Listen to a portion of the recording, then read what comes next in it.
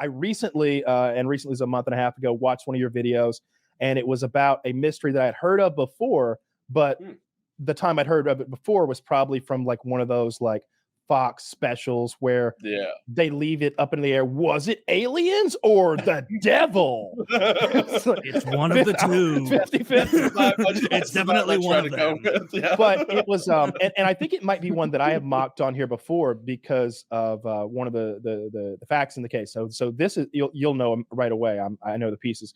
This is the one where that lady survivalist led her group of student survivalists, and only one ended up surviving their retreat. And that person that was a young lady, and she reported the rest of the group like falling ill, going into seizures, clawing at their skin, their faces and stuff, and dying subsequently. And she couldn't understand or make what was happening, and so she just fled. And like 2 or 3 more days later, they found her, but then they didn't go back for the bodies for like a couple of weeks or something like that. By then, the evidence was so, and no one's ever really figured out. But it's, could you help me out with like what Absolutely. actually? Yeah. So that's the Khamar Daban Pass. That's the region where it happened. It happened in, I think it was the 80s, if I remember correctly, 80s, 90s, on the border of Russia and Kazakhstan in a region known as like the Khamar Daban mountain region. I gave most of the details in the video, but the short run through is that this lady was known for taking these groups of hikers on these like week-long hiking trips up into the mountains around Kazakhstan, which are pretty considerable mountains. You've got to be like a decent survivalist to begin with to get up there. And this specific group that she went with was a group of her students, so to speak, who she'd been doing it with for a couple of years. So they were like very experienced. And this pass that they were going on wasn't particularly hard by any means. It was comparatively easy. They had taken all the food that they needed for the amount of time given. There was other groups who were hiking the mountain at the same time that they had planned to have rally points where they would meet up and then continue. And then one day, I believe it was about 5 days into the trip, the other group she was supposed to meet with did not see her at one of these rally points, or her group. And it had rained the day before. So there's a good idea for what the region's like.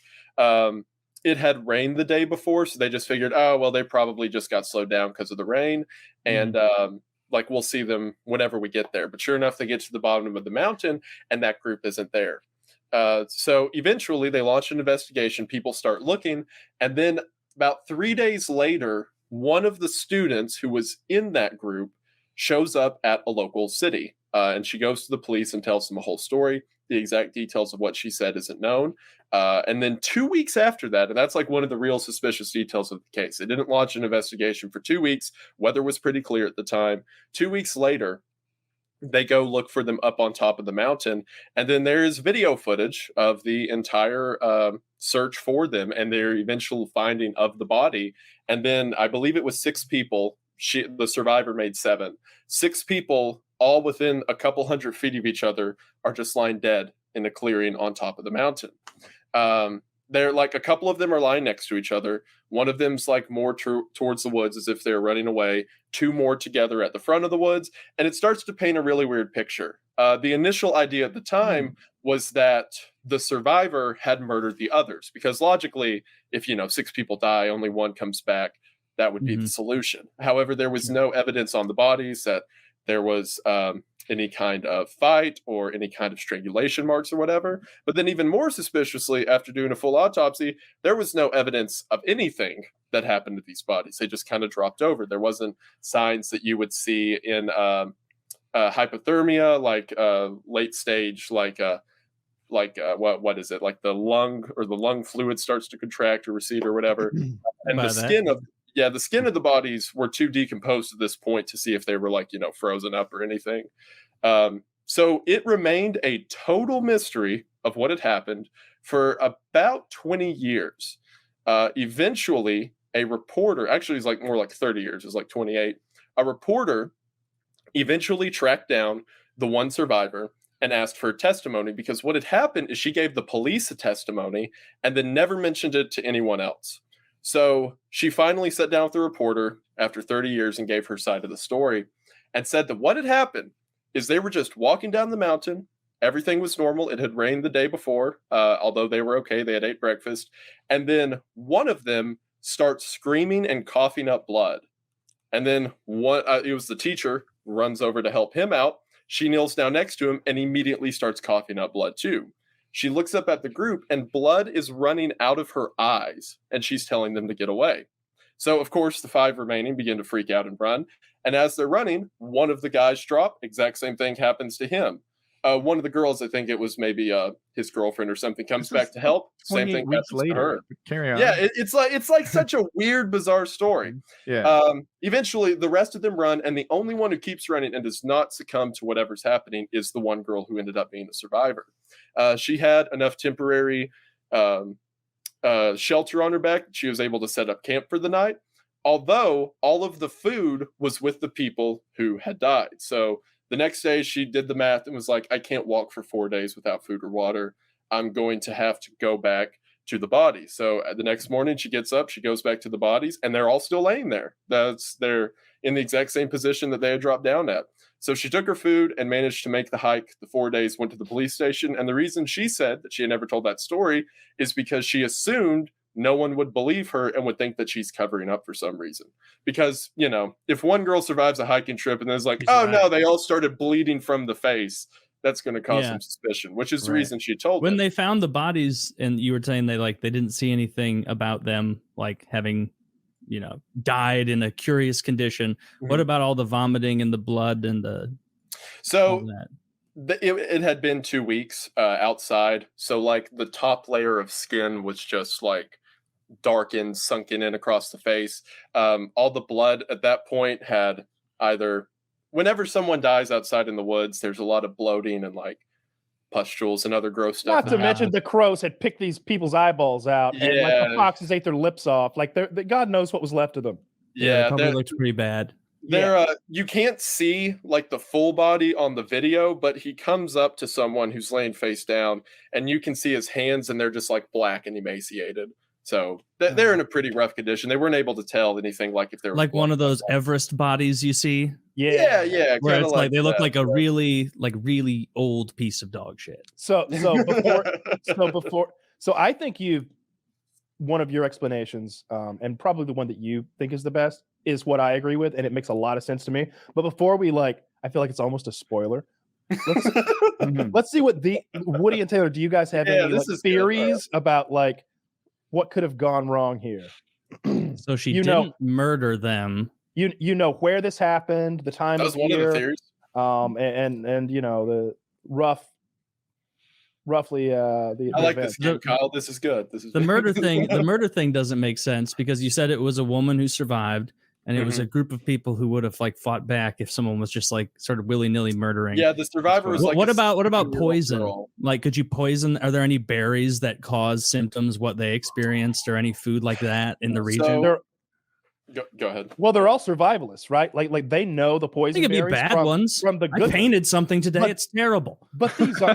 Taylor, I don't like the way you're doing this. You need to lay out your let me lay this out. So Wendigoon gave you like the fast forward version, but these are the best. This lady, like I think I've made fun of her before in the past. Like some lady led a bunch of kids up into the wilderness, and then they all ran out of their tents naked at night and froze to death. Like I think that's what I had heard. But no, like she was a legit like fucking Sarah Connor style survivalist lady who knew her shit and knew how many calories each person would need to be eating each day down to 100 calories. And like she was an expert. Okay. Here's my theory. Okay. She looked at her food supplies, determined that there wasn't enough for everyone to live, found some way to kill the people around her so that she could, and made it out. Okay. So murder is the way I'm going on this. Okay. All right. Did she report that they were like short on food during their expedition? I guess if you murdered someone for food, you wouldn't. They could have made it out. They could have made it out without food as long as they had water, right? Because like they're survivalists. 4 days. Yeah. To continue giving the facts, whenever they found the bodies, most of them had their food supplies still on them that hadn't been ate through. Okay. Indicating that they didn't starve. So. Oh, I'm gonna change my answer. There was a romance thing. She didn't like there was some sort of interpersonal thing It's a going on. 7-way, and she wanted to be she wanted a good old fashioned traditional 4-way. Wait, God intended. Like this guy, Poor like men, that just being guy, men. this guy like that girl, but she wanted to be liked instead. So she murdered like 3 or 4 of them, so they wouldn't know she was targeting that girl in particular. Or But maybe it all happened so quickly, apparently, because they're like all in that little area. Well, if I thought it was that, I would probably imagine a scenario where she killed one girl, but then she got caught, and like maybe they were like, you killed Amber, we're telling on you when we get back, and then she poisons everybody that night. Like Just you could became a brawl. Oh, Yeah. oh, you're saying she killed them after one murder. I see what you're saying. yeah. Because what are they gonna do? Arrest her? They're 4 days out. They're like, I can't believe that's what would happen. They'd be like, I can't believe you killed Amber. And maybe they got into a fight. You don't tie him up or something. If someone murders someone on a camping trip, you don't go, "Hey, strike one, Buster." That's fucking absurd. No, you would tie them up and leave them, if anything. Like, if it was a cute girl and there were other girls there to be like, Mark, you're not gonna tie up Becky, are you? Her hands are turning blue. She said she can't breathe. What do you mean she can't breathe? Her hands are tied. She can't breathe. I don't imagine. You cut those ropes just to avoid the screaming. This is funny because No, that's Kyle how it happened. knows And then one guy got so tired of it, he tied them all up, and then he he just left them. Peace. Just a random woodsman was like, all 6 of them were tied up in one circle. Crazy how bears do that randomly. Yeah, it's interesting. I'm trying. There must be an answer to this that you guys know. I don't want you. I keep going back to poison. I don't understand what can make everyone do the same thing. Yeah, according to my theory, the one that like I subscribe to, you're not far off with the poison. Mm-hmm. Right. I was about to say that. Yeah. What do they suspect? Spill the beans, Wendigoon. Yes, I'll spill the beans. All right. So this is kind of like a bit of a cheat because you didn't know this information going in. However, this region of the Khamar Daban region, which is again on the border of it's full of ghosts. Very haunted. Notoriously full of ghosts. The ghost. It's the home of the Ghoul King. Oh yeah, it's a bad area where we got bad with ghosts. Lousy with ghosts. Yeah. Right with ghosts. I'm sorry. Yeah, it's ghost season up there. You jest, but this is how most of the theories I read about. This is where they come from. Fun. I like it. They are. Anyway, so that region that's on the Russian border was used during the Cold War as a weapons testing facility. That is an openly documented fact that they would use the mountains to test mortar fire or artillery barrages, and most importantly for this story, gas attacks. There are specific strains of nerve gas that were tested in the region at that time that can last in the air for, I think some of them are up to like 1.5 years. Like once they're detonated, they just have to disperse and then hopefully no one breathes it in. And a lot of them were detonated like in these completely obscure like canyons and mountains for that reason. Most importantly to this story, most of them are pliable to water. So if you were to physically flush a region or wash it, it would cause the gas to not be destroyed, but to move somewhere else. So the theory that a lot of people subscribe to, and the one that makes the most sense to me, is that they're hiking down the mountainside, and then it had rained the day before, which again matters for this story. So it rains, and this rain causes a washout of a mountain, a canyon, a valley, or something, and causes the gas to move along the mountainside. This group of hikers are then walking, and it's also important for this story. This was like in the final years of the Cold War, whenever stuff like nerve gas was being developed a lot. So it makes sense that if they did test it, it would still exist around there. Okay. So they're walking down the mountainside, and then all it takes, I forget what the name of the one I showed in the video was that was tested in that region, but it is so effective that like half of one of Kyle's vape hits would kill you instantly. It just takes a very minute amount. So as it's flooding through the region, one of them just breathes in a little bit, and that would immediately cause the lining of their lungs to begin to fall apart. It would cause the bleeding of the eyes and other soft tissues. Another detail I didn't mention, according to the Kyle's dying. See, like that, the nerve gas. There it goes. What? What? I saw that scratch in your eyes. What I didn't mention is one of the girls who was affected, according to the survivor, she started bashing her head onto a rock and like scratching at her throat, indicating that it was painful or she could feel something in there.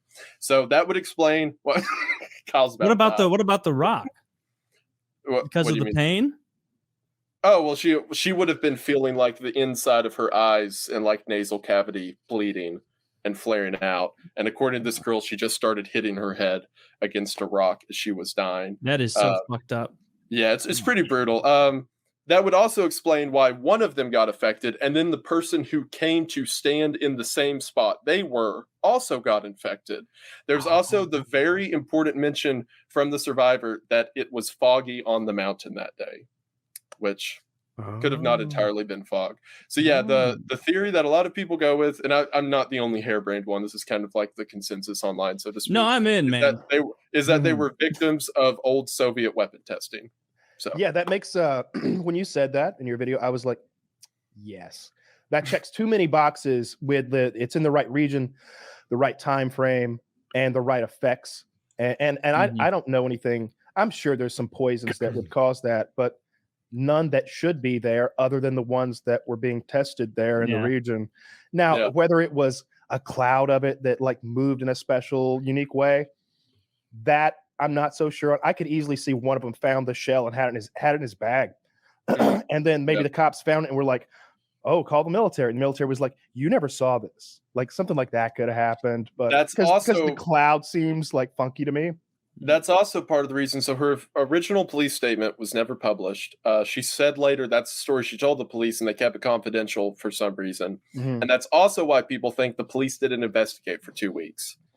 Because the police are like, oh, well, that's the old weapons testing. We want to make sure that stuff clears out of the area before we go up there and go looking. Because the military is like, hey, police, give us 2 weeks. And then trust me, you can walk on as much grass and turn over as many leaves as you like. During the Cold War, anything like that would have been suppressed. The United States was suppressing tons of stuff, and the Soviets were even worse. You needed to hide every failure because it made you, it was life or death. If it looked like they might win that launch sequence battle, then they might actually do it. That's why you had to stay a step ahead, or at least so we were told.